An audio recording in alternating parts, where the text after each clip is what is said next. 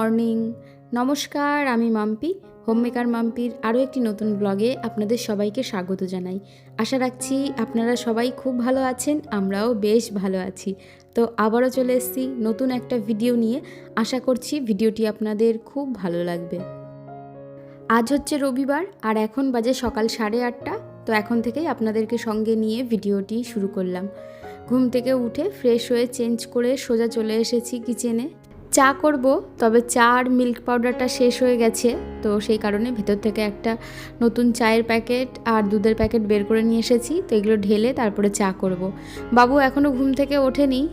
আগামীকাল থেকে বাবুর পরীক্ষা, আগামীকাল সোমবার, তো সেই কারণেই রাত্রে অনেক রাত পর্যন্ত এই কটা দিন পড়াশোনা করছে। সেই কারণে সকালে খুব তাড়াতাড়ি আমি ওকে ডেকেও দিই না, চাটা খেয়ে নিই, একটু পরেও নিজের থেকেই উঠে পড়বে। সেই কারণে এখন শুধু আমার আর বিজয়ের জন্য চা করব। বাবু যদি উঠে বলে আমাকে একটু চা করে দাও তাহলেই করে দেবো, নাহলে একটু ছাতু শরবত করে দেবো। আমিও আজকে ঘুম থেকে বেশ লেট করেই উঠেছি, 8টা নাগাদ ঘুম থেকে উঠেছি। উঠে ফ্রেশ হয়ে চেঞ্জ করে সোজা কিচেনে এসেছি। এই কটা দিন আমাদের সবারই রাত্রে ঘুমোতে ঘুমোতে বেশ লেট হয়ে যাচ্ছে। আর একটা জিনিস কি বলুন তো, রাত্রের ঘুমটা না প্রপার যদি ঠিকঠাক মতো না হয় তাহলে সারা দিন একদম শরীরটা ম্যাচ ম্যাচ করে।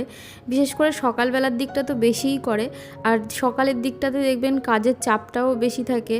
যাই হোক, তবে কিছু করারও নেই। ওদিকে দুধের প্যাকেটটা কেটে বসিয়ে দিয়েছি, আর এই যে অর্ধেকটা চা ঢেলেছি, বাকি অর্ধেকটা ভালো করে গার্ডার মুড়িয়ে রেখে দিয়েছি। এদিকে চাটাও বসিয়ে দিচ্ছি। চলুন গরমা গরম এক কাপ চা খেয়ে তারপরে এনার্জি নিয়ে কাজে হাত দেওয়া যাবে। অনেক কাজ রয়েছে। বিজয় বাজারে চলে যাবে চা খেয়ে, তারপরে আমি ঘরের কাজে হাত দেব। আগে ঘর দুয়ারগুলো একটু গুছিয়ে বিছানা টিছানা ঝেড়ে গুছিয়ে দেব, তারপরে রান্নাঘরে এসে ঝটপট করে রান্না করে নেব। যেদিন আমার ভিডিওতে চায়ের ক্লিপটা থাকে না, তোমরা সবাই ভীষণ মিস করো। সবাই আমাকে কমেন্ট করে বলো, মাম্পি তোমার চাটাকে ভীষণ মিস করলাম। চাটাকে ভিডিওর মধ্যে একদমই স্কিপ করবে না, তোমার চা দেখলেই খেতে ইচ্ছা করে। সেই কারণেই আজকের ভিডিওর শুরুটা চা দিয়েই করছি। যদিও আপনাদের খাওয়াতে তো পারবো না, তবে আমার চা করে খাওয়া দেখে আপনাদেরও যদি চা করে খেতে ইচ্ছা করে, এটাই আমার বড় পাওয়া।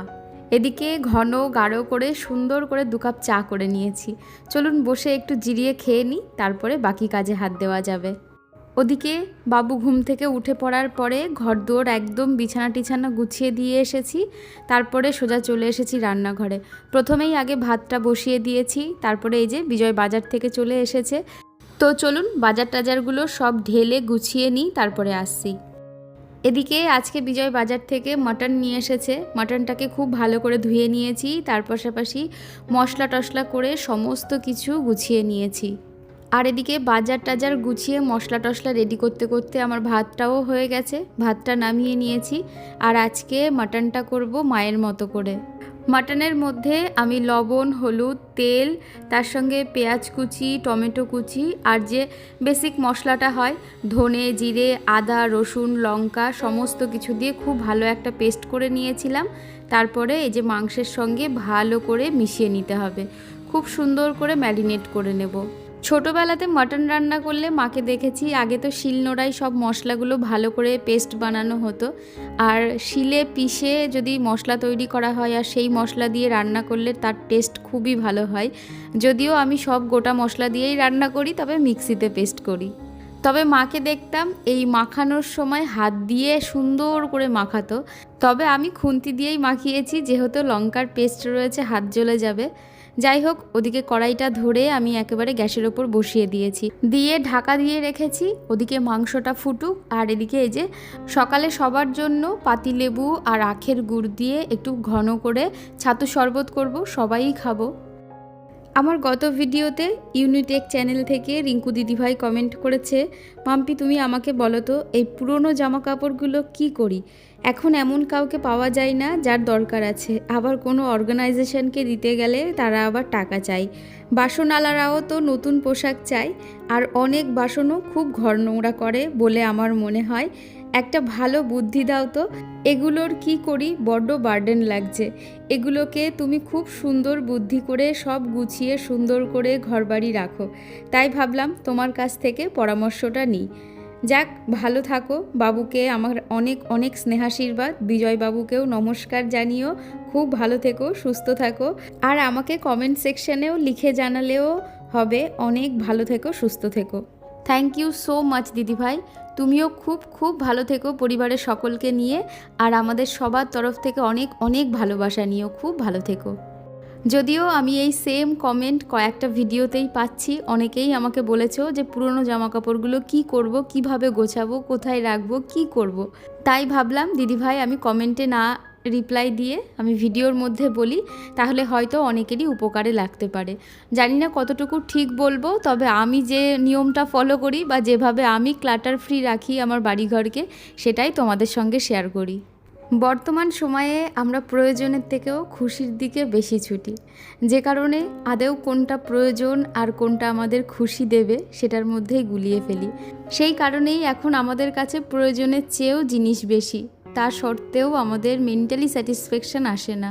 শুধুমাত্র মানুষ কি ভাববে আর অন্যেরা কি বলবে, সামাজিক ও মানসিক চাপের কারণে প্রয়োজন ছাড়াও অনেক জিনিস নিয়ে এসে বাড়িতে জড়ো করে রাখি, আর প্রয়োজন ছাড়া আনি বলেই আমাদের সেই জিনিসটার প্রতি খুব একটা বেশি মোহ কাজ করে না। এক দুবার ব্যবহার করার পরে সেই জিনিসটার প্রতি আমাদের মোহটাও কেটে যায়।